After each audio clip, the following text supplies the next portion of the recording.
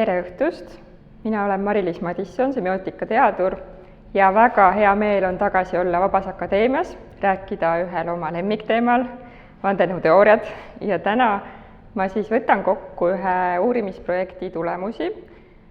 mille kallal ma olen töötanud viimased 3 aastat ja mitte üksi, vaid oma kolleegidega erinevatest Euroopa riikidest. Ja teemaks on selline ilmselt palju kirgi tekitav sõnapaar nagu suur asendamine ja küsin siin, et kuidas seda erinevatesse tähendusmaailmatesse tõlgitakse ja esitan siis mõningad märksõnad vandenõuteooriate võrdlevast uurimisest. Ja tänase loengu struktuur on järgmine, et kõigepealt ma tahan rääkida suure asendamise vandenõuteooria taustast, et ma ütlen juba alguses, et õnneks või kahjuks ei ole tegemist Eestis kõige tuntuma teooriaga ja see ei ole eestlaste meelisteooria nii-öelda. Ja siis seejärel ma toon välja selle, et miks paljud meediakõneisikud, ajakirjanikud, Stratcom spetsialistid, teadlased, aga ka lihtsalt murelikud kodanikud arvavad, et see on üks kõige ohtlikumaid vandenõuteooriaid üldse. Ja siis tulen nende uurimistulemuste juurde ja seletan, et kuidas siis meie projekti andmete põhjal võib öelda, et seda konkreetset vandenõuteooriat erinevatesse tähendusmaailmatesse tõlgiti. Ja seletan ka natukene seda, et miks see vandenõuteooria töötab, miks see erinevatest sellistest modereerimise katsetest, kustutamise aktsioonidest ja taltsutamise aktsioonidest hoolimata ikkagi kadunud ei ole.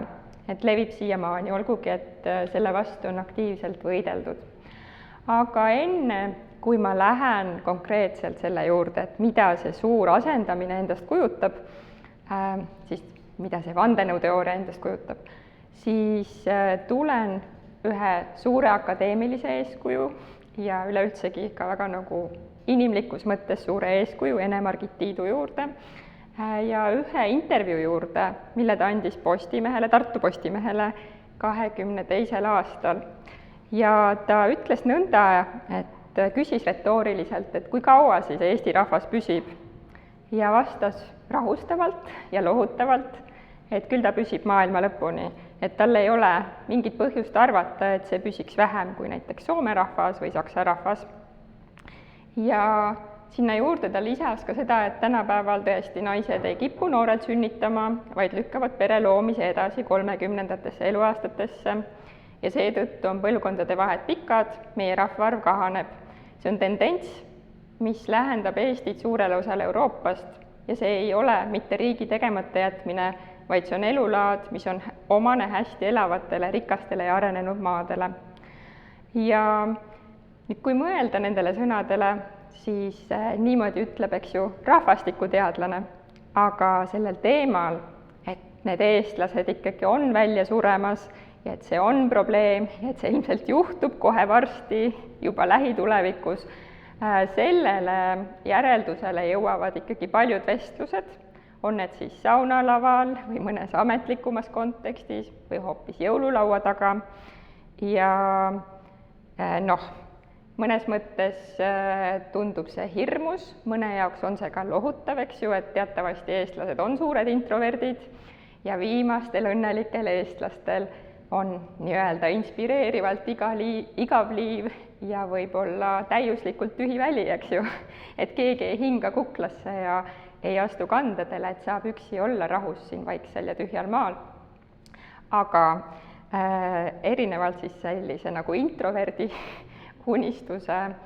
sõnastamisele, siis seal kõrval ringlevad ka lood, eks ju, mis räägivad sellest, et meid jääb vähemaks, aga neid tuleb juurde, et ei jää meile seda tühja ruumi ja vaikust, mida me nii väga armastame. Ja kui sinna juurde panna ka see komponent, et keegi on selle juhtuma pannud, et see on orkestreeritud, et see ei ole juhtunud mitte niisama, selliste kas siis muret tekitavate või paratamatute protsesside ja selliste tõesti palju teguriliste muutuste tulemusena, kus on tõesti sees kliima ja elulaad ja rändeprotsessid ja inimeste väärtused ja nii edasi, siis me jõuame lähemale suure asendamise ideedele. jaa, aga enne, kui ma lähen detailsemaks selle suure asendamise ideestiku ja selle kujunemislooga, siis ma räägin natuke sellest uurimisprojektist. See hõlmas siis Eesti ja Läti uurijaid ja Poola ja Slovakkia omi. Meie siis moodustasime selle Ida-Euroopa ploki, sinna juurde tulid kohe uurijad Balkani kolmnurgast, ehk siis Serbiast, Bosniast ja Hertsegoviinast ja Horvaatiast ja siis Lääne-Euroopa esindajad, Lääne- ja Kesk-Euroopa, Austria, Šveits, Saksamaa ja Ühendkuningriik. Ja meie projekti keskmes oligi küsimus, et kuidas digitaliseerumine mõjutab vandenõuteooriaid, kuidas ta kujundab nende sisu ja vormi ja levikut. Ja me uurisime ka seda, et missugune see vandenõuteooriate vastane infoökosüsteem välja näeb, et missugune on vandenõuteooriate vastane võitlus, kes on seal suurimad toimijad ja kuidas nad vandenõuteooriaid mõistavad ja mis nad nendega teevad. Uurisime kokku 6 miljonit postitust, et meil oli andmeteadlane ka projektis, et valdavalt olid uurijad kvalitatiivse profiiliga, aga oli üks andmeteadlane, kes aitas meil kõiki andmeid hallata ja koguda ja meie uurimus hõlmas siis Twitterit, X-i, Facebooki, Instagrami ja Telegrami, et kogusime märksõnapõhiselt andmeid ja lisaks siis nendele vaimustavatele graafikutele, mida meie andmespetsialist joonistas ja visualiseeris, siis kvalitatiivsed uurijad tegelesid lähilugemisega, et me keskendusime nendele postitustele, mis tulid siis välja nendest mustritest kui olulisemad, mis nagu jõudsid kõige rohkemate inimesteni ja me saime ka tuvastada võrgustikke, et kus nad siis ringlevad. Ja peab ka rõhutama seda, et me keskendusime ainult neile postitustele, mis on avalikult kättesaadavad, et me ei läinud kuhugi kinnistesse gruppidesse, kuna selle jaoks ei olnud meil õigusi.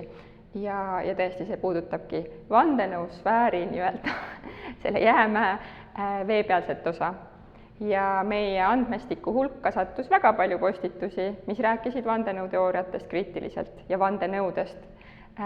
ja nende uurijatest kriitiliselt, et ei olnud nii, et nad kõik oleksid väljendanud tugevaid vandenõu uskumusi ja nii edasi.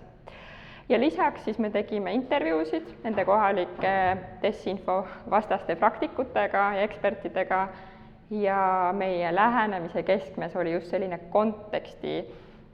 ja nüanssidega arvestav lähenemine, et me tõesti proovisime vaadata konkreetseid ideid, nende levikumustreid ja nende levitajaid erinevates poliitilistes, sotsiaalsetes ja kultuurilistes kontekstides. Ja üks meie etteruttavalt võib öelda, et üks meie projekti nagu olulisim järeldus oli see, mida me juba enne ka nii-öelda intuitiivselt aimasime, et vandenõuteooriaid ei saa ühe vitsaga lüüa, et isegi kui nad kasutavad samu märksõnu, mis tunduvad, et on kuidagi globaalselt, universaalselt levinud, siis nad ikkagi erinevates kontekstides ei tähenda samu asju.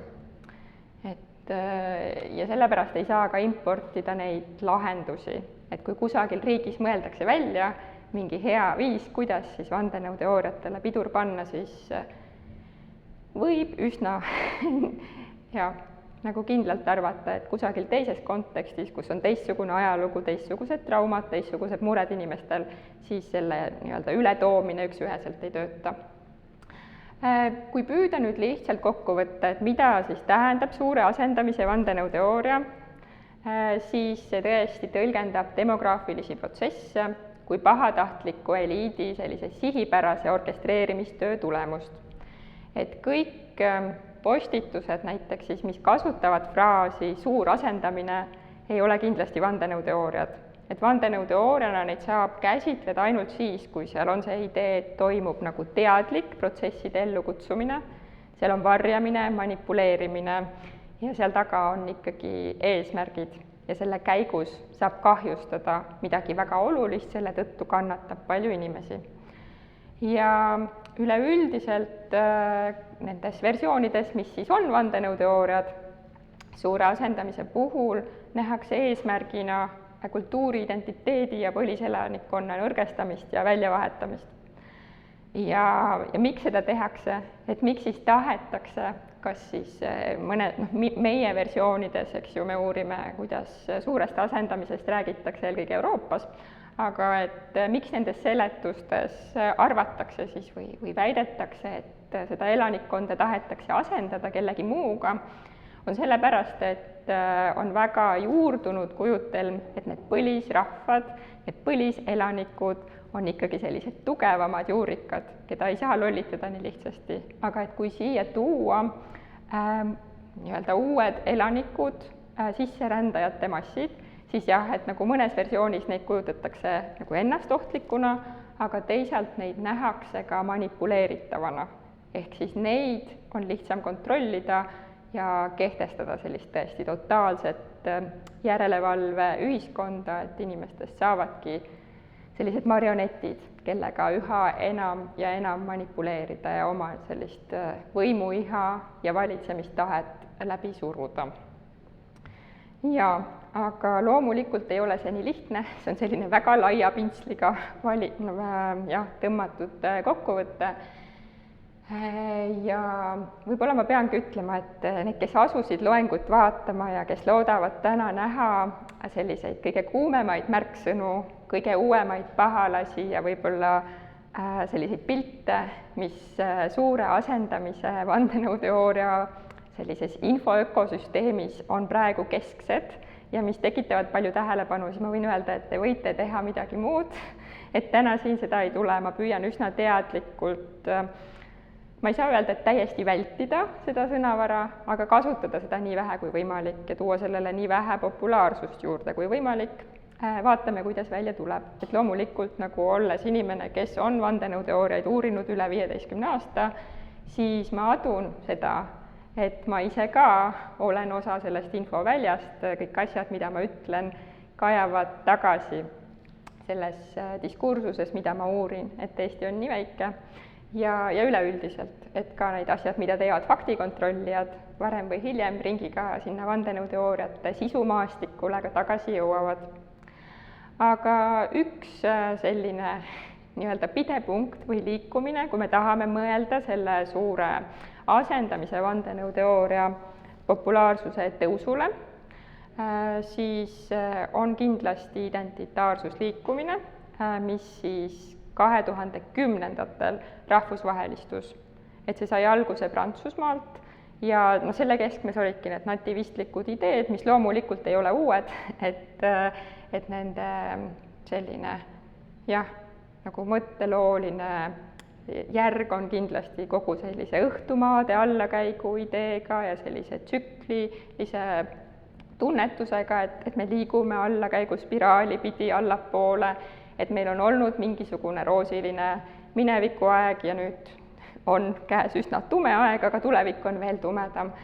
Aga see ideestik, et Euroopas peaksidki elama põlisrahvad, seda, et kust maalt siis, me teame, et eks ju rändeprotsessid on ajaloos kogu aeg toimunud, et kust maalt need siis põlisrahvad, kust need piirid siis jooksevad, et mis sinna alla lähevad, see ei ole nendes käsitlustes üheselt selge, et seal on omad vastuolud ja nii edasi.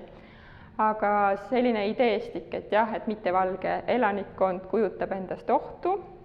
erinevatel põhjustel, sinna detailidesse ma ei hakka laskuma, et miks seda siis ohtlikuna kujutatakse, aga jah, et see idee, et need, kes on siia sisse rännanud, kes ei ole põliselanikud, nad peaksid minema tagasi, et põliselanikel peaksid siin olema eelised. Ja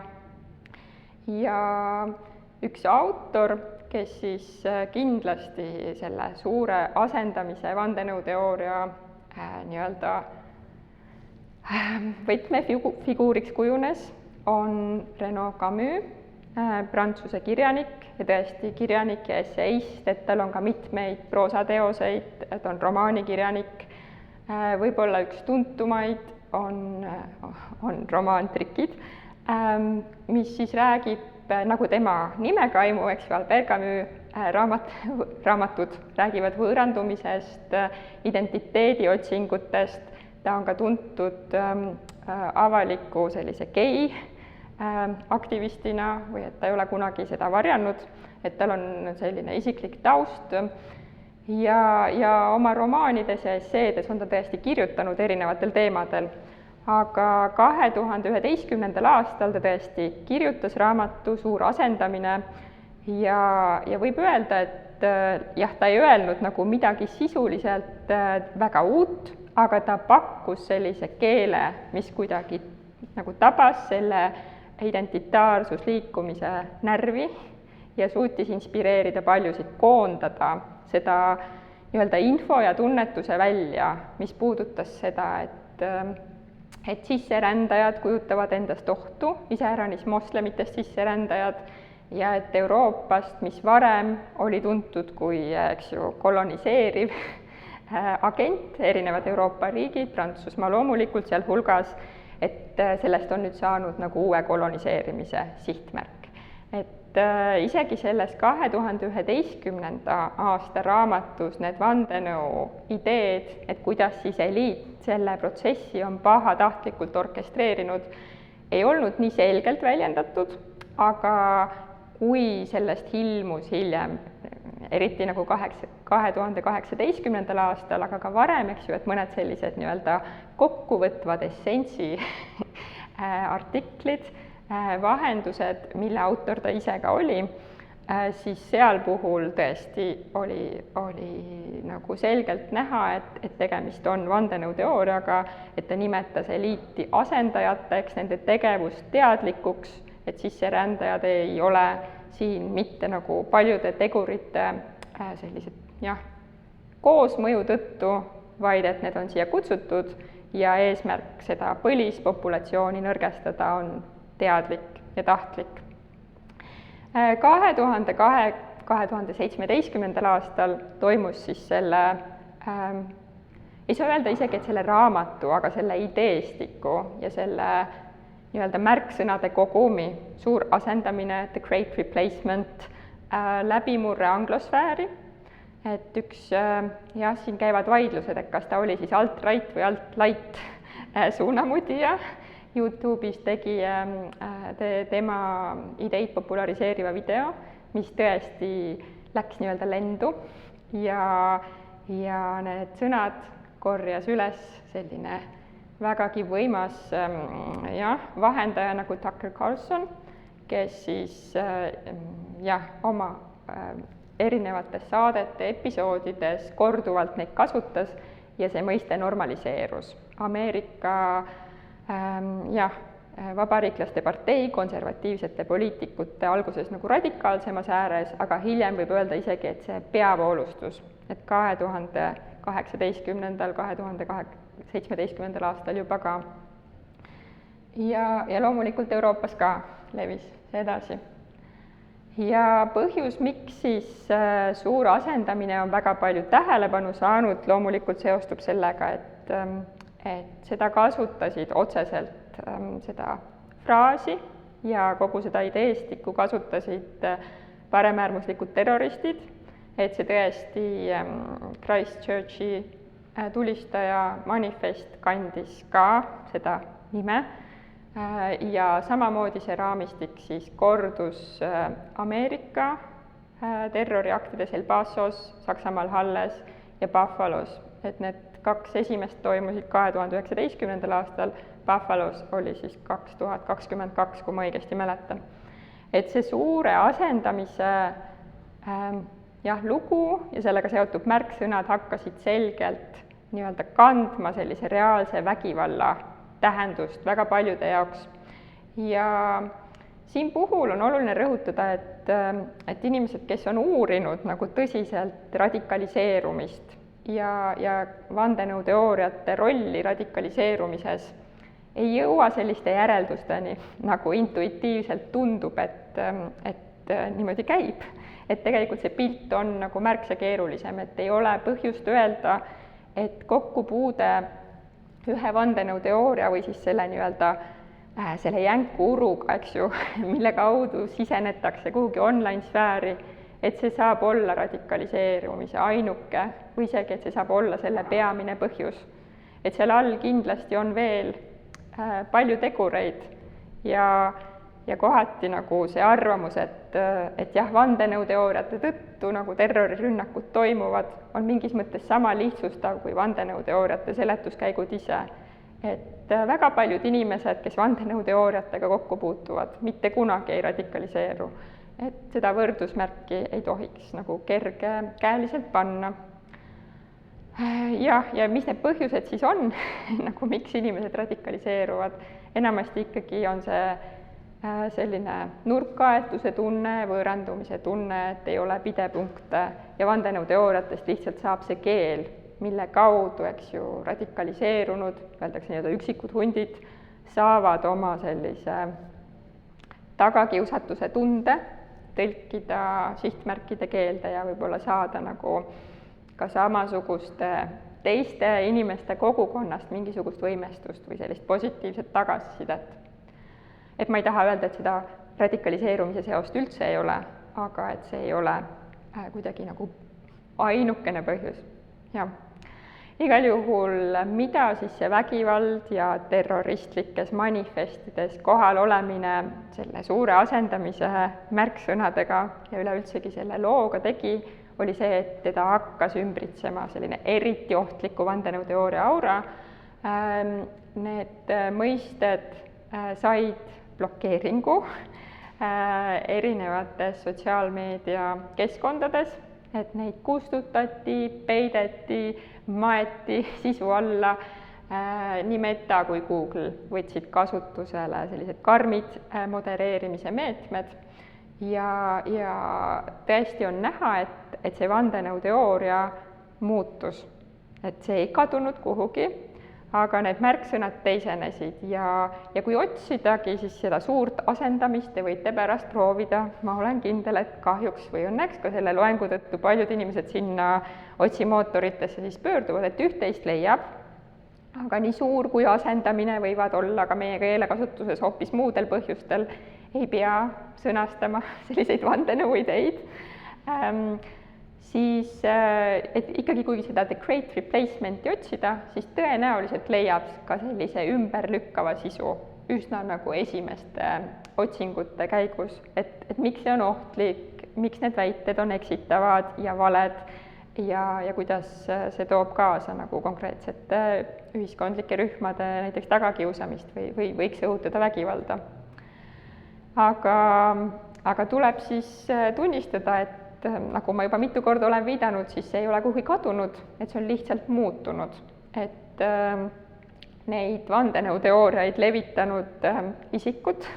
ja kogukonnad ja võrgustikud hakkasid kasutama erinevaid vältimisstrateegiaid. Et loomulikult üks põhiline strateegia, mis üleüldiselt vandenõuteooriate puhul, iseäranis nende reljeefsemate versioonide puhul näha on see, et nad kolivad vähem modereeritud platvormidele, ehk siis nad kolivad näiteks Telegrami. Eestis on seda väga selgelt näha. Et kui nad varem ringlesid rohkem Facebookis, X ei ole olnud kunagi või Twitter ei ole kunagi olnud siin üks põhiline platvorm neil, siis jah, nüüd on nad seal, kus, ja TikTok ka, kus modereerimine ei ole nii väga silmapaistev. Ja loomulikult nendes peavooluplatvormides, nagu näiteks Eestis on Facebook või Instagram, nad ikkagi levivad edasi ka, aga nad levivad visuaalsemal ja kodeeritumal kujul, et kasutatakse väga palju pilte, et sellisest rassistlikust väljendusviisist on taandutud sõnalisel kujul, küll aga on hakatud kujutama nii-öelda valgete kehade asendumist pruunide ja mustade kehadega, mida algoritmid nii lihtsasti siis eemaldada ei suuda. Pluss siis erinevaid muid nagu peiteviise, otsitakse eufemisme, otsitakse kõikvõimalikke viise, kuidas siis rääkida valgesusest. Ja loomulikult meemid, et siin ei ole mingit kahtlust, meemid, kus sellised stereotüübid ja vastandused väga selgelt esile tulevad, et see formaat väga nagu soodustab sellist lihtsustust, kõrvutamist, vastandusi, stereotüüpe,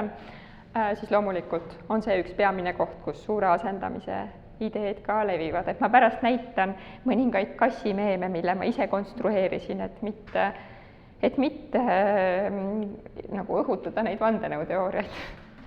Nii, aga nüüd, kui tulla lähemale meie selle uurimuse juurde, siis suure asendamise leviku platvormid ja populaarsus regiooniti. et ma alustan Balti riikidest, Balti riike esindavad Eesti ja Läti, nagu ma enne mainisin, et Leedut meil ei olnud, siis on näha, et Facebook on populaarne, alternatiivmeedia all on siin mõned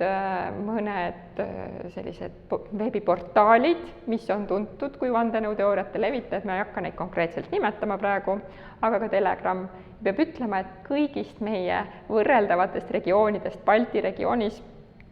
oli nende populaarsus kõige väiksem. Meil olid teised vandenõuteooriad sellel ajal populaarsed, et meie monitooring kestis siis 2019. kuni 2024. aastani. Ja Poolas siis samamoodi Facebook ja Telegram, aga oli ka YouTube. Slovakkias Facebook ja Telegram ja Slovakkias ja Poolas oli mõlema puhul populaarsus keskmine.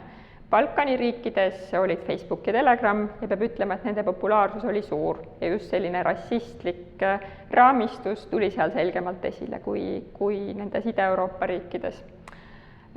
Ja siis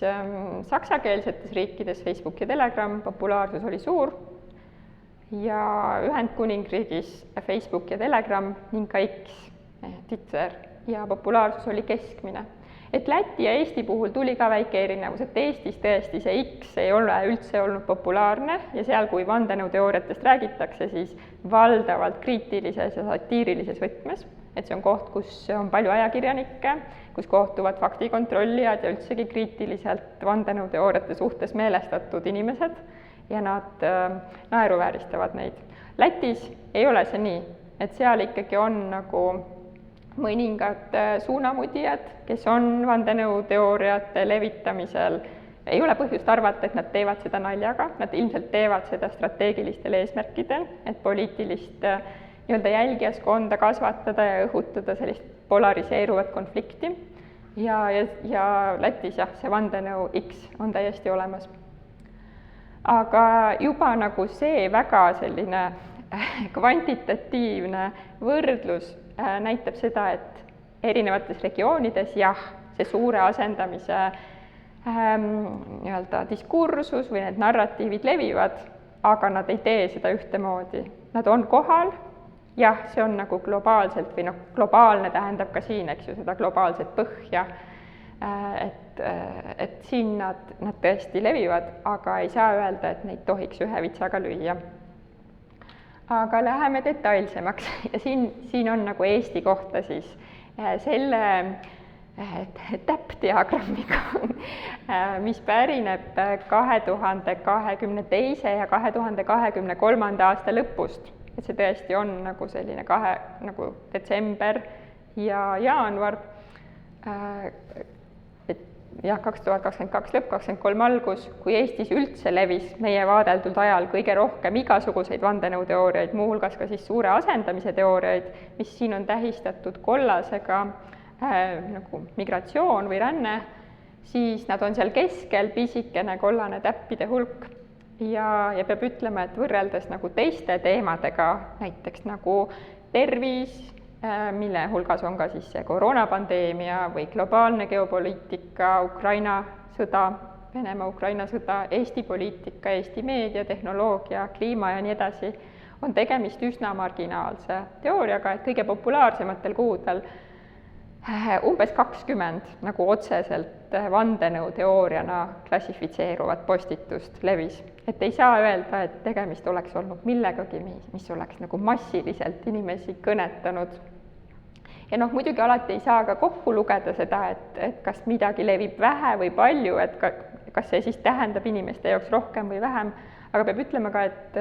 et need arutelud ei olnud väga kuidagi intensiivsed või need postitused ei olnud kuidagi pikad. Et ikkagi ilmselgelt see COVID-i teema ja sõjateema ja geopoliitika teema olid need, mis meie arutelusid suunasid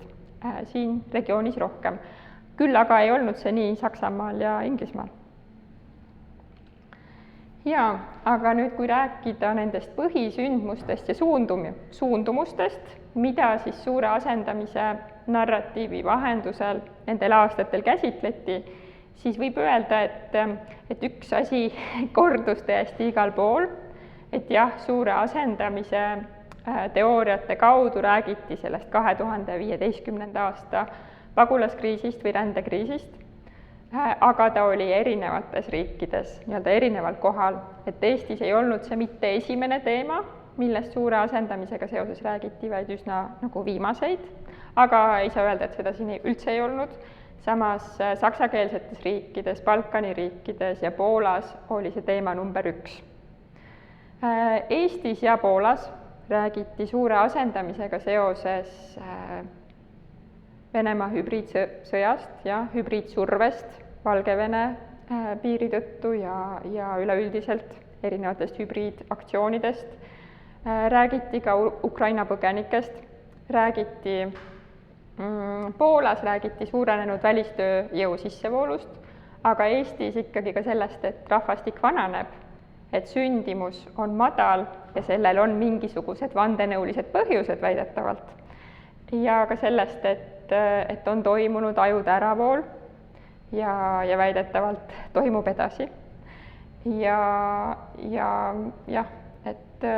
Minnes nüüd nagu teiste riikide poole, siis Slovakkia puhul räägiti palju sellest, et tööjõud on liikumas tõmbekeskustesse, et samamoodi rahvastikuga seotud, aga mitte ainult kuidagi rändekriis ja seal ka ei domineerinud selline rassistlik raamistus. Küll aga oli see kohal Balkani riikides, et seal muidugi oli see ka erinev, et Balkani riikides väga palju räägiti sellest rändekriisist, selle mõjudest ja kuidas üldsegi Balkani riigid toimisid kui selline värav, mille kaudu siis erinevad põgenikud ja sisserändajad jõudsid Euroopasse, et kuidas see siis neid väidetavalt eriti nagu suurde ohtu seadis ja loomulikult seal ka kogu see religioosne pingestatus, et seal, eks ju, kohtuvad õigeusk, moslemid juba ajalooliselt ka nii-öelda nende põliselanike hulgas ja samuti katoliiklased, eks ju, et see oli selline koht, kus see resoneeris erinevate teemadega ja see oli selline väga killustunud. Saksakeelsetes riikides ja Ühendkuningriigis oli raamistus tugevalt ka ikkagi selline nagu moslemite vastane või moslemitest sisserändajate ja ka seal pikemalt elanud moslemite sellistest võimalikest terroritegudest ja nende kajastamisest meedias räägiti erakordselt palju. Samuti siis ikkagi sellest rändekriisist, loomulikult Inglismaal ja teistes Ühendkuningriigi riikides räägiti Brexitist ja just sellisest ka polariseerumisest. Ma ei taha kasutada siin neid sõjametafoore, et hiljuti just Marek Tamme suurepärane intervjuu ERR-ile võttis hästi kokku, miks ei tasu rääkida kultuurist sõjametafooride kaudu, et see on üleliia lihtsustav ja ei vii meid edasi ja esindab ka nagu ikkagi üsna nagu kitsast maailmavaadet või annab sellele sellised eelised. Aga just selline idee, et konservatiivne ja liberaalne maailmavaade on omavahel lepitamatus konfliktis, et seal ei ole midagi teha, on jäänud ainult võit või kaotus. Et selline nagu ühiskondliku arutelu polariseeritus, sellepärast muretsemine, selle kajastamine kajas ka vastu iseäranis Saksamaal ja Ühendkuningriigis. Mis Saksamaal või saksakeelsetes riikides, Saksamaa, Austria ja ka tegelikult Šveits, mis sealt nagu veel vastu kajas, oli ikkagi see rahvastiku vananemine ja inflatsioon. Et inflatsioonist räägiti seal ka nagu rohkelt ja Saksamaal oli see diskursus ka eriti populaarne. Ja nüüd, kui minna veel täpsemaks, et need olid need teemad, millest seal räägiti, aga kes need pahalased siis olid, siis on nagu see globalistlik eliit, kelle alla siis enamasti lähevad sellised mõjukad rahvusvahelised organisatsioonid nagu ÜRO näiteks, eks ju, Euroopa Liit, ka Maailma Majandusfoorum, väga populaarne pahalane tänapäevastes vandenõuteooriates, selline pahalaste keskus nii-öelda. Et need käisid läbi igalt poolt ja ka tihti ikkagi liberaalsed poliitikud, aga olid ka ikkagi regionaalsemad nagu sellised pahalased, et Eestis siis konkreetselt Eesti poliitikud, iseäranis Kaja Kallas, et üleüldsegi sellised naispoliitikud nagu ka näiteks Ursula von der Leyen Angela Merkel on ühed sellised eelistatumad pahalased, nende näo ja nende isiku pihta tuleb väga palju selliseid vandenõusüüdistusi, aga mitte ainult, et on ka meespahalasi, et tüüpilised, eks ju, filantroobid, noh muidugi Schwab on tänapäevastes vandenõuteooriates üks tipppahalane, noh igihaljas Soros loomulikult ja ka Stoltenberg ja mõningad muud. Aga jah, et minnes siis tagasi nende Balti riikide, Eesti ja Läti pahalaste juurde, siis tõesti ka Ukraina sõjapõgenikud said mõningatel juhtudel raamistatud kui suure asendamise nii-öelda antagonistid või siis nende osad, vahel ka nagu nende vahend, kuidas Eesti rahvastikku nii-öelda lahjendada, segada. Nad olid kohal ka Poolas, et selgelt näha, et nendes riikides, kuhu põgenikke tuli palju ja üleüldsegi nagu see nii-öelda moslemite hirm või nende kujutlused nii tugevalt ei levi, on Ukraina põgenikud kohal, aga Poolas samas räägiti ka moslemimaadest tulnud sisserändajatest. Aga ka Eestis tegelikult ka venekeelsetest sisserändajatest räägiti väga palju, tulid nad siis Ukrainast või mõnest teisest riigist. Poola puhul juudid loomulikult ei saa üle ega ümber. Ja no ega nende globalistliku eliidi puhul samamoodi juudid tihti on nende hulka hõlmatud ja neid nähakse tihti seda globalistlikku eliiti nii-öelda manipuleerimas, nende niite tõmbamas. Ja Slovakkia puhul Euroopa Liit ja Euroopa liberaalid, noh, liberaalsed aktivistid ja väga tugevalt tuli seal esile ka see LGBTQ kogukond kui üks nagu pahalaste pesa ja sisserändajad moslemimaadest. Balkani kolmnurgas juba nimetatud tegelased, kohalikud liberaalsed poliitikud loomulikult ka. Saksamaal ja Angela Merkelit juba nimetasin, tehnokraatidest oli Saksamaal rohkem juttu ja saksakeelsetes riikides rohkem juttu kui mujal ja meedia sai ka nagu selgemalt rohkem puid alla kui mujal, samas ei saa öelda, et see meedia süüdistamine ja ka üleüldsegi nagu haridusasutuste ehk siis selliste avalikku teadmust tootvate institutsioonide kohalolu selles, et kuidas siis pahalased saavad inimeste meeltesse ja südametesse tungida, oli tajutud igal pool kui üks väga oluline instants, et selline ulatuslik vandenõu üldse võimalikuks saab. Ühendkuningriigis oli nagu tugev selline moslemi pahalaste tunnistamine, noh loomulikult ka vasakliberaalsed poliitikud, iseäranis Londonis ja ka Birminghamis oli ikkagi kuidagi ka see ideestik, et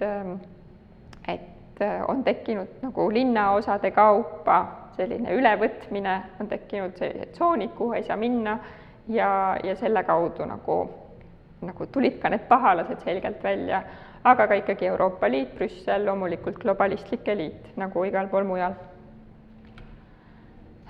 Ja ma ei hakka nüüd siin nagu nende selliste lugusid kuidagi koondavate selliste selgituslike dominantide seletamisel minema detailseks, et nagu hõlmata kõiki neid riike, mida ma uurisin, või mida meie projekt uuris, et mina loomulikult kõige tähelepanelikumalt vaatasin, mis toimub Eestis, koos Läti kolleegiga vaatasime, mis toimub Eestis ja Lätis ja ka meie venekeelsetes inforuumides, mis puudutavad Baltimaid. Ja ma siin toongi välja ühe sellise kõige tugevama eristuse, mida me märkasime, et mida need diskursused, dominandid või kesksed kujundid tähendavad. Nagu lihtsalt öeldes, need tähendavadki seda, et kuidas need seletused kokku saavad või mis on nagu see selline põhitelg või sisuliin, mille kaudu kuidagi raamistatakse seda, et kuidas see asendamine toimub, et mis need nagu põhjused ja kuidagi need koondumispunktid seal on. Ja Lääne-Euroopa riikides, Ühendkuningriigis ja saksakeelsetes riikides tõesti tuli välja see, et nii-öelda rassiteema, see valgesus oli kindlasti üks asi, millest räägiti, et see on taandumas, ja et see on taandumas kiiresti, et tegemist ei ole mingi aeglase hääbumise või kokkukuivamisega, vaid asendamine on nagu laviin või nagu üleujutus. Et muutus on agressiivne, antagonistid, no siin nagu loomulikult tulid sisse ka erinevused, et vahel nähti nende kohal ikkagi seda eliiti ja mittevalgeid või moslemitest sisserändajaid kui nende selliseid hoobasid, mille kaudu, eks ju, neid protsesse tekitada, mida pahalased soovivad tekitada, kui sellise eksistentsiaalse ohuna, millega tuleb kiiresti tegeleda, sest see oht on agressiivne. Ja just selline ülevõtmine, sissetung, territoriaalne alistumine, et jällegi ka väga palju selliseid sõja ja invasiooni metafoore kasutati selliste vandenõuteooriate puhul. Ja kui seal räägiti siis kaotusest ja sellistest mineviku ideaalidest, mis kunagi olnud on, mis siis nüüd selle asendamise tõttu hakkavad kaduma, siis loomulikult selline suveräänsus ja kontroll ja igas mõttes, et kontroll territooriumi üle, kontroll mõtete ja tunnete ja mälestuste üle oli kujutatud kui midagi, mis satub ohtu. Ja võrreldi siis eriti just Ühendkuningriigis väga palju sellise impeeriumi kuldajaga, et mis meil kunagi oli, et kunagi meie koloniseerisime ja nüüd toimub pöördkolonisatsioon ja võetakse üle. Ja saksakeelsetes riikides oli just selline allakäiguspiraali kujund, mis kordus, et toimub majanduslik nõrgenemine, see kiireneb ja läheb nagu iga pöördega üha hullemaks ja võtab nagu tugevamaid tuure üles.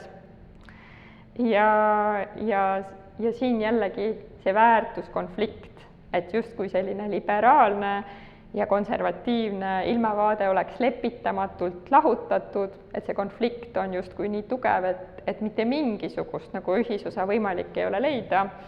ja et see ohustab sellist normaalset ühiskonda, et midagi on nagu pöördumatult kaduma läinud ja variant, kuidas asjad saaks tagasi toimima panna, on põhimõtteliselt selle teise poole vaigistamine, et selline lepitamatu, et sellist dialoogi, ühisosa otsimisse võimalikkust justkui nagu enam ei olegi olemas. Aga mis toimus siis Eesti, Läti ja Poola puhul, et siin oli põhiteljeks kindlasti selline jällegi asendamine, aga see asendamine oli selline justkui hiiliv ja järk-järguline, et selline vaikne õõnestamine, kidumine või kurnamine, et hoopis teistsugune. Ja siin see rassiteema ei olnud eriti suur teema, vähemasti mitte nendel aastatel, mida meie uurisime. Et olles neid vandenõuteooriaid uurinud pikka aega, siis ma ei saa öelda, et see kunagi ei ole olnud teema. Et on olnud aastaid, kui see oli rohkem esil, aga selle projekti valimis see välja ei tulnud. Ja seda, et olgugi, et see on siis kuidagi selline nähtamatum ja aeglasem, et see ei tähenda, et seda kuidagi vähem ohtlikuna kujutati, et võib-olla selle ohtlikkus avalduski just nendes tekstides selles või seda rõhutati just seetõttu, et paljud ei saa isegi aru, et see toimub nii salaja, niimoodi vaikselt järk-järgult käib selle nii-öelda konna keetmine, eks ole, et see kurnamine toimub, aga et see ei ole nagu valge inimene, kes ohtu satub, vaid see on see kohalik eluviis, need nii-öelda meie väärtused, meie komberuum, nagu viimasel ajal on populaarne öelda, et see on nii-öelda süsteemse, pahatahtliku ja orkestreeritud kurnamise all, mis siis teenib kellegi huvisid. Et jällegi, ma pean vajalikuks rõhutada, et paljude nende näidete puhul, mis juba kõlanud on, kus ka see suur asendamine märksõnana läbi käib, ei ole tegemist vandenõuteooriatega, et mitte alati nad ei rõhuta, et eliit teeks seda teadlikult või pahatahtlikult, et siin on erinevaid versioone, aga nagu muu hulgas on siin ka selliseid eksplitsiitseid versioone, kus siis öeldakse, et jah, selline pahategemine teadlikult käib, et need protsessid on ellu kutsutud konkreetseid nagu hävitamise eesmärke silmas pidades. ja mis oli minu jaoks eriti huvitav, ma ei saa öelda, et see oleks olnud üllatav, aga huvitav just nagu vaadata, kui sügavale mindi nende paralleelide kujutamisega, et kuidas see aeglane nii-öelda väljasuretamine ja meie väärtuste asendamine võõraste väärtustega käib, siis väga palju räägiti venestamisest ja üleüldsegi sellistest traumaatilistest mälestustest, mis meil on, eks ju, seoses Nõukogude repressioonidega, et ühelt poolt see tsensuuripraktikate mälu, mis meil on, teisalt ka kuidagi see, et kuidas neid pahalasi raamistati, et väga tihti käis Euroopa Liidu ja Nõukogude Liidu nii-öelda kõrvutamine nii visuaalselt kui sõnaliselt, et kuidas Brüssel on uus Moskva ja nii edasi. Ja küüditamisest samamoodi räägiti väga palju, räägitakse ka edasi, et Eesti vandenõuteooriates räägitakse küüditamist, samamoodi Läti vandenõuteooriates. Ja loomulikult ma ei lähe detailidesse Balkani puhul, aga pole vast üllatav, et sealt, eks ju, tuli välja loomulikult Jugoslaavia sõda, aga ka ottomanide impeeriumi võitlused. Need ajaloolised traumad, mis neil mälus on, kajavad vastu tänapäevastes tekstides, mis räägivad tänapäevastest rahvastikuprobleemidest. Poola puhul räägiti sellise katoliikliku identiteedi ja kristliku tsivilisatsiooni murendamisest,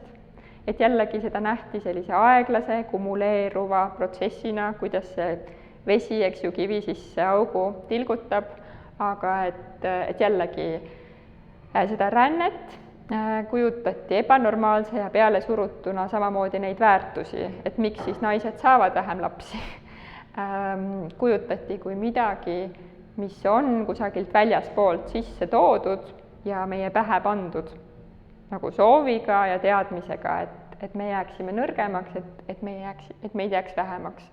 Ehk siis poolakatest räägin praegu. Ja et Poola vandenõu postitustest tõesti tuli välja ka see parasiitide ja haiguste kujundite kasutamine, et seda kindlasti oli rohkem kui Eestis. Ja just see, et jällegi, et parasiidid ja haigused ei olnud kui midagi, mis nagu tapaks kiiresti või hävitaks kiiresti, nagu Saksamaa ja Ühendkuningriigi puhul, eks ju, et on kohe see konflikt ja sõda ja võitlus, vaid et vaikselt nõrgestavad, vaikselt hakkavad võõrad kultuurid niimoodi peale tulema. Ja see tsivilisatsiooni mõiste just Poola keelsest diskursusest tuli hästi tugevalt välja. Millel ma tahaks eraldi peatuda, mis tuli välja nagu nendest Balti venekeelsetest vandenõutekstidest, nende uurimisega oli üksjagu probleeme, sest et venekeelse iseäranis Telegrammi sisu puhul on keeruline eristada, eks ju, seda üleüldist venekeelset kanalite võrgustikku, mis juhtumisi ka räägivad Eestist ja Lätist, ja neist, mis on siis nagu konkreetselt meie regiooniga seotud või mis nagu koondavad rohkem Eesti ja Läti elanikke, kes tarbivad venekeelset sisu. Aga tuleb öelda, et seal suure asendamise teooriad levisid samamoodi, et sellistes Kremli-meelsetes Telegrami gruppides idee, et Eesti ja Läti rahvas ja üleüldsegi nagu neile meeldib see Pribaltika kooslus, et Eestist ja Lätist ja Leedust ei räägita tihti eraldi, vaid koos, eks ju, et nad on nagu hästi homogeensed ja kohe välja suremas väiksed mõttetud riigid, mis ise enesest juba ka väidetavalt nagunii häviks.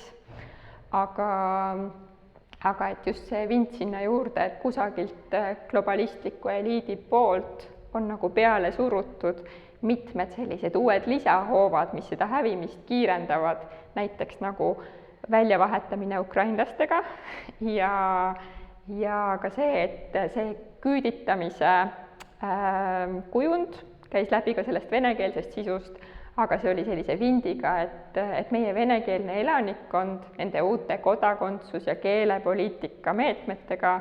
küüditatakse siit välja ja asemele justkui tuuakse ukrainlased, kes siis korrupeerivad ja asendavad siinse elanikkonna veel kiiremini ära, kui need globalistid ja liberaalid seda teha suudaksid. et Eestis ja Lätis eestikeelse ja lätikeelse sisu puhul tuli välja see nagu idee, et kohalikku rahvastikku lahjendatakse, venekeelses veebisfääris need kuidagi vandenõu osutused olid jõulisemad ja seda nähti nagu orkestreerituma ja sellise agressiivsema meetmena. Ja kes seda siis levitasid, loomulikult ega ka meie andmestikust tulid välja need nii-öelda kapo kaanepoisid, eks ju, et Oleg Ivanov näiteks ilmselgelt levitas seda narratiivi, kuidas siis kohalikku venekeelset elanikkonda siin ukrainlastega asendatakse ja kuidas käib üks suur küüditamine. Poola puhul, aga teatud määral ka eesti- ja lätikeelse sisu puhul oli ka näha nagu sellist ukrainlaste korrumpeerumist ja kuidagi nende rahvale iseomase nagu sellise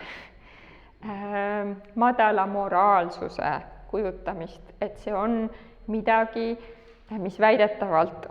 on justkui nagu objektiivselt dokumenteeritud ja niimoodi see käib ja et selle kaudu nõrgestatakse meid nii majanduslikult kui kultuuriliselt, et see on nagu üks ka nakkus, mis siin levib. Ja tuleb tunnistada, et see oli see koht, mis selle materjali uurimise tegi emotsionaalselt kõige raskemaks, et näha, kuidas sõjapõgenikke kujutatakse kui selliseid teemoneid, kes ei olegi nagu inimesed, vaid mingi lahjendamise ja meie korrumpeerimise tööriist. Aga eks see nii see käib, uurijad on ka inimesed, saavad üle. Aga nüüd siis seletada seda osa, et kuidas see suure asendamise vandenõuteooria toimib kui poliitilise mobiliseerimise tööriist ja kuidas see toimib ikkagi edasi ka pärast seda modereerimise lainet, eks ju, kui me teame, et need vandenõuteooriad on muutunud ähmasemaks, nad on hakanud kasutama kodeeritumat sõnastust ja pilte ja miks nad ikkagi edasi levivad ja mõjutavad mõnes riigis üsna nagu jõuliselt. Et ühelt poolt nad kindlasti nagu igasugused vandenõuteooriad sobivad populistidele, iseäranis sellepärast, et nad lihtsustavad keerulist protsessi. Et nagu siin juba mitu korda räägitud sai, siis rahvastikuprotsessid on keerulised, seal saavad kokku mitmed suundumused ja muutujad, et kui me räägime rändest, siis loomulikult nagu geopoliitilised pinged, kliima, väärtused ja muud protsessid, et ei saa öelda, et siin oleks nagu mingisugune üks põhjus, aga siis vaadataksegi seda globaliseerumist, eks ju, et sellest ma tegelikult enne unustasin rääkida, et loomulikult nagu selle suure asendamise teooriates ka globaliseerumine on nähtud kui üks selline ellu kutsutud nagu selline suur projekt, eks ju, mille kaudu siis õõnestada seda valget populatsiooni või konkreetseid rahvusriike ja selle globaliseerumise sellist negatiivset poolt inimesed pärast seda koroonakriisi või ka pärast sellist maailma majanduskriisi erinevate mullide lõhkemist on saanud tunda üsna valusalt ja üsna isiklikult, et see globaliseerumise, see, kui vastastik sõltuvuses on erinevad maailma riigid ja et kui kusagil Ameerikas lõhkeb üks mull, siis varsti me tunneme seda enda rahakotis. Et see on saanud selgeks samamoodi, eks ju, et kui kusagil Aasias hakkab levima üks viirus, mis on ülinakkav, siis juba mõne kuu pärast jõuab see meie enda kehasse ka. Et sellised kogemused on olnud valusad ja loomulikult otsitakse seletusi. Ja demograafiliste muutuste juures samamoodi, et kui me vaatame, eks ju, rahvastikuprognoose, kui me vaatame Statistikaameti ametlikku statistikat, siis me näeme mustvalgelt, et nii see tõesti on, meid jääb vähemaks, siia tuleb inimesi juurde. Aga vandenõuteooria paneb need kaks asja kokku ja ta paneb kokku ka sinna selle tahte, eks ju, et keegi on selle orkestreerinud. Ja siis tekivadki sellised selgitusmustrid, mis on inimlikult väga hästi hoomatavad, teevad keerulised protsessid kättesaadavaks. Sinna juurde me võimegi lisada ka need graafikud ja numbrid ja ja see tundub ka kuidagi pisut tõsiseltvõetavam kui lihtsalt kellegi jutt, eks ole. Et räägitakse asjadest, mis inimestele päriselt muret teevad, ei saa öelda, et neid protsesse ei ole, aga neid mustreid ja üks-üheseid põhjuslikkuse ahelaid sellisel kujul loomulikult on vale tõmmata, see on väga-väga lihtsustav. Suure asendamise narratiivid pakuvad välja süüdlased, et loomulikult selline sotsiaalmeediastunud ehk somestunud poliitiline kommunikatsioon soosib, eks ju, pilte, loosungeid, lühikesi lahendusi, konkreetseid nägusid ja nimesid, et ma juba enne nimetasin naispoliitikuid ja globaalseid organisatsioone või rahvusvahelisi organisatsioone, Euroopa Liidu erinevaid struktuure, keda on siis hea nagu korrata kui ühte põhisüüdlast, kedagi, kellest saab see patuoinas, kelle vastu oma selline viha ja selline emotsionaalne pahameel, tagasiside suunata. Ja just sellised meemid, mis väga armastavad suure asendamise teooria puhul sellise mineviku hiilguse kõrvutamist siis tänapäevase sellise keeruka ja paljude silmis siis ebameeldiva ja problemaatilise reaalsusega, on üks põhiline selline žanr, mis tõesti levib, et need enne ja pärast, eks ju, kujutlused, või siis nagu ma ennist mainisin, see, kuidas valged ja kuidagi väga tsiviliseeritud ja vooruslikuna kujutatud kehad on asendunud millegi muuga. Et siin ka igaüks võib lasta oma kujutlusvõime tööle, et mida see siis, kuidas see siis täpselt väljendub, aga jah, me teame, et selline stereotüüpide ja vastandite kasutamine sotsiaalmeedias tõesti töötab, see on väga levinud ja et see on üle kandunud ka nii-öelda mitte sotsiaalmeediasse. Et nagu ma enne välja tõin, siis selle suure asendamise teooria, eks ju, et ta ei saanud alguse, tema algus ei lähe kuhugi ähmasesse internetifoorumisse, kuhugi jänku urgu, kus nagu inimesed, kes arvuti tagant ei lahku, omavahel suhtlevad, et see oli raamat, need olid ikkagi tänavatel toimuvad protsessid ja protestid, inimesed said omavahel kokku, et see ei ole nagu see internet ja nii-öelda päris maailm ei ole lahus, et nad toimivad koos ja see on see tänapäevane arutelukultuur, mis ühel pool ja teisel pool ekraane paratamatult on väga lihtsustav ja polariseerunud. Ja siis muidugi see moraalse ohvripositsiooni kujutamine ja loomine, eks ju, et kuidas see suure asendamise narratiiv kujutab meid ohustatuna, et see ohustatus võib tulla, eks ju, nagu Eesti ja Poola ja Läti puhul nii-öelda hiilivalt ja järk-järguliselt, aga ka nagu otseselt ja agressiivselt, nagu me nägime Saksamaa ja Ühendkuningriigi näidetes, et selline nii-öelda eksistentsiaalse ohu pidev rõhutamine õigustab sellised meetmed, mis muidu tunduksid, eks ju, vastuvõetamatud. Näiteks nagu see, et me peame eliidi välja vahetama, et meil ei ole enam mitte mingisugust ühise arutelu pinda, me peame taastama korra, mis on justkui loomulik ja meile ainuomane ja nii edasi, võtma kasutusele erakorralised meetmed. Et kui meil on nagu omaks võetud see moraalse ohvripositsioon, et meid tõesti vaenatakse, me oleme eksistentsiaalselt sattunud ohtu, siis need asjad töötavad ja jällegi, et see sotsiaalmeedia loogika, meie polariseerunud arutelukultuur, võtab selle omaks. Isegi siis, kui need suure asendamise viited ja need vandenõuosutused ei ole eksplitsiitsed. Nii, siin on siis mõningad illustratsioonid, et kuidas selline polariseeruv ja stereotüüpe loov visuaalsus töötab. Et vahel ei ole vaja välja öelda, eks ju, neid märksõnu, et algoritme trikitatakse piltidega päris edukalt. Loomulikult algoritmid ka arenevad ja need monitoorimisvahendid arenevad, et pilte ka loomulikult tehisaruga hinnatakse ja vaadatakse, kuivõrd mingeid ideid ja peidetud sõnumeid nad kannavad, aga loomulikult nii kaua, kui on inimesed, siis on olemas leidlikkus igasuguste sõnumite vahetamiseks ja loomulikult leiutatakse juurde neid strateegiaid, kuidas siis levitada seda sõnumit ka avalikes kanalites.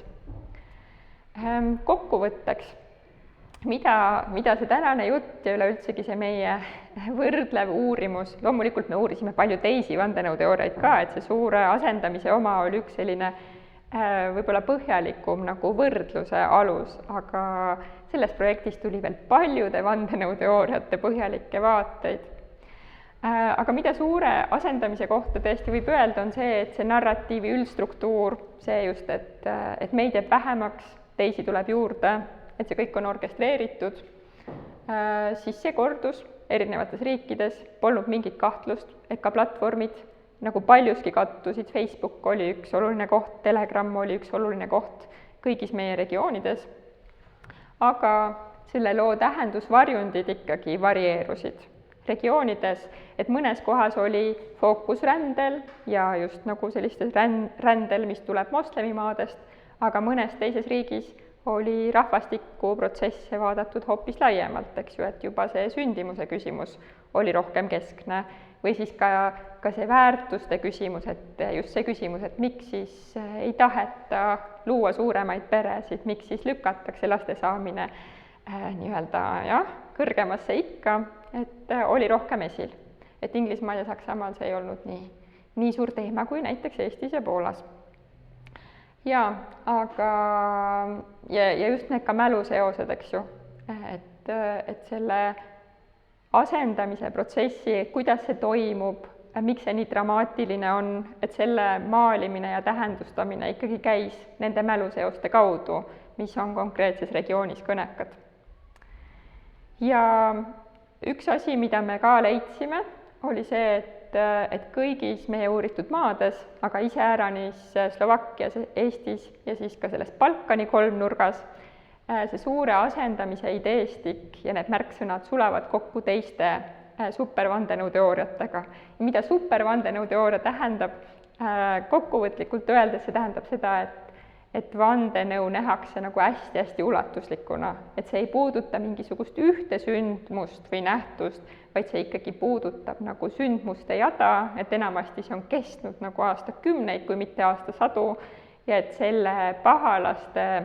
nii-öelda pundi hulgas on väga-väga palju erinevaid institutsioone ja toimijaid, et see on ikkagi globaalne ja sinna vandenõu mustrisse saab põhimõtteliselt nagu paigutada igasuguseid muid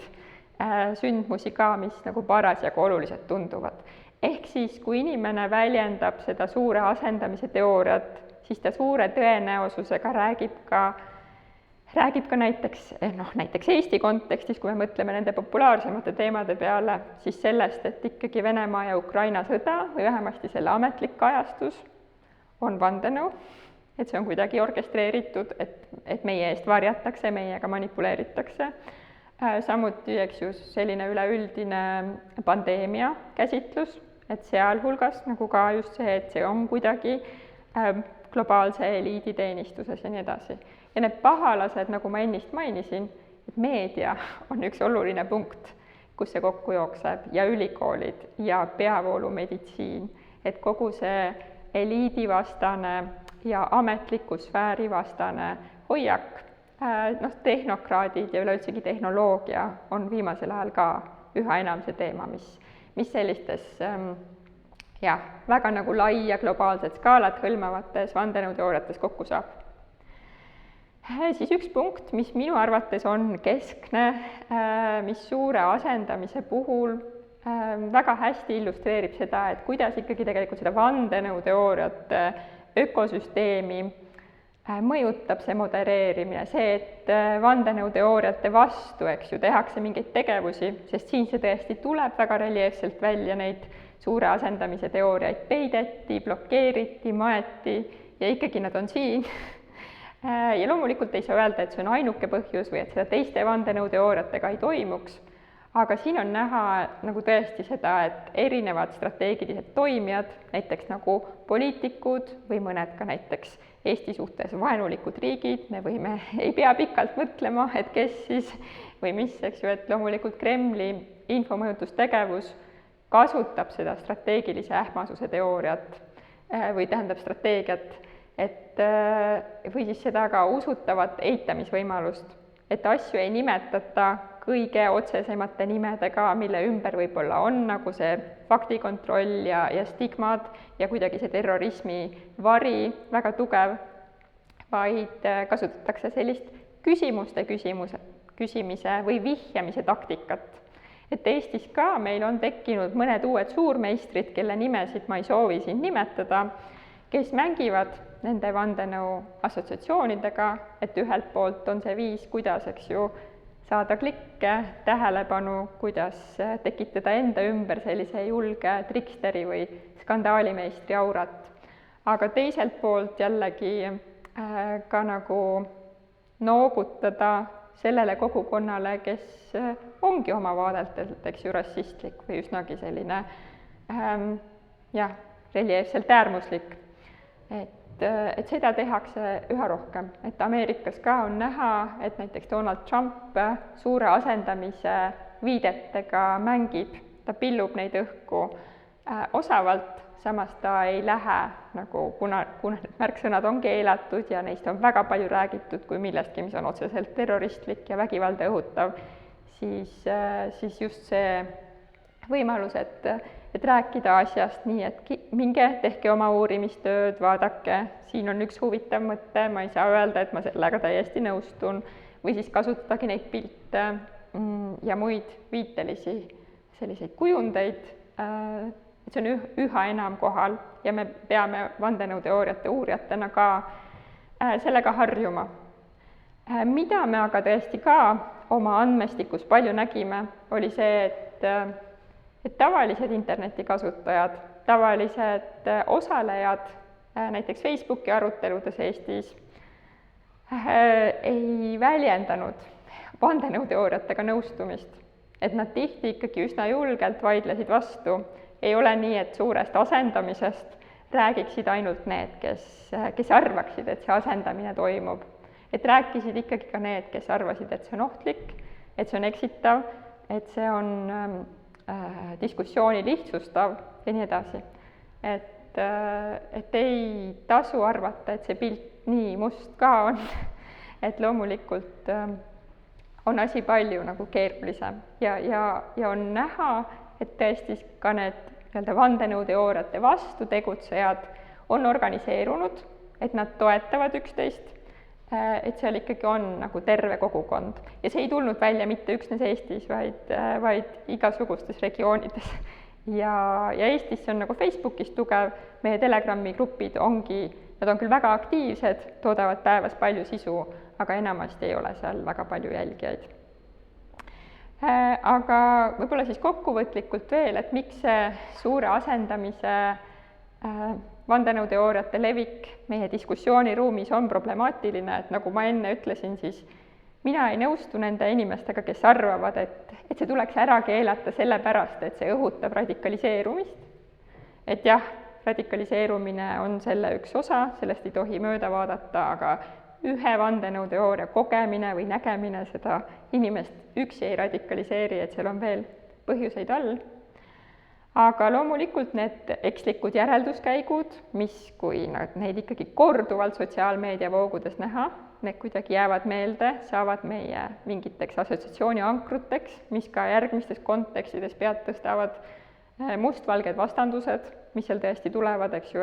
et juba see lihtsustus, et rahvastikuprotsessidel on justkui üks põhjus või et on üks süüdlane, kelle eemaldamisel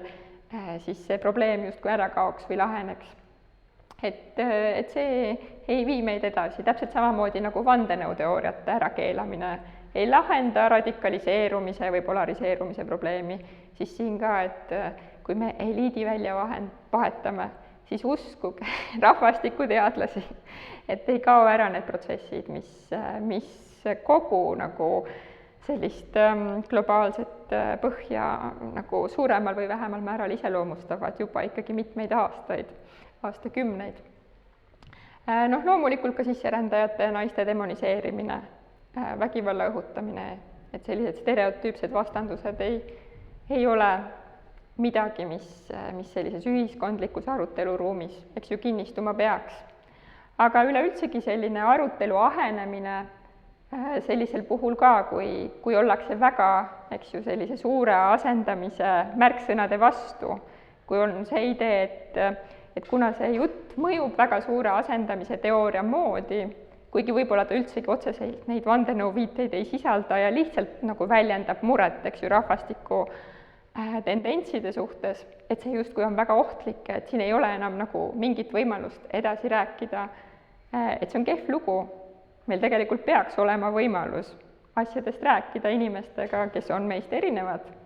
See on ainuke viis, kuidas õppida ja mõista midagi, mis on midagi muud kui see teadmine, mis meie peas juba olemas on. Et see on üks kurb nagu kaasmõju, mis selle teooria nii-öelda vastureaktsioonide ja siis ümber nurga tagasi tulnud taasesituste puhul tekib üleüldsegi sellise kultuurilise polariseerumise puhul ka. Ja et tänapäevaseid selliseid demograafilisi väljakutseid või siis ka selliseid moraalseid ja õiguslikke kohustusi, mis inimestel seoses näiteks sõjapõgenike või üleüldsegi teatud nagu ühiskonnagruppidega, keda siis see rahvastik ei mõjutaks, eks ju, et moel või teisel me kõik peame siin Eestis koos edasi elama, kas siis nagu vananeva rahvastiku tingimustes või siis muude protsesside kontekstides, tõmbetuultes. Et need arutelud ikkagi peaksid saama toimuda rahulikult ja see on midagi, mis ilmselgelt on suur probleem. Et nüüd ma olengi jõudnud kasutatud kirjanduse juurde, et kellel on huvi selle projekti tulemustega tutvuda põhjalikumalt, siis ma soovitan vaadata seda raportit, et siin me ka sellest suure asendamise teooriast ja selle võrdlustest räägime põhjalikumalt. See on siis leitav meie projekti koduleheküljed, projekti nimi on Redakt ja siis see viide, mis hakkab nimega Purchal, on see, mille kaudu meie raportini jõuab. Ma väga tänan teid tähelepanu eest, aitäh, et te jõudsite lõpuni kaasas olla ja lõpuni kuulata, vaadata.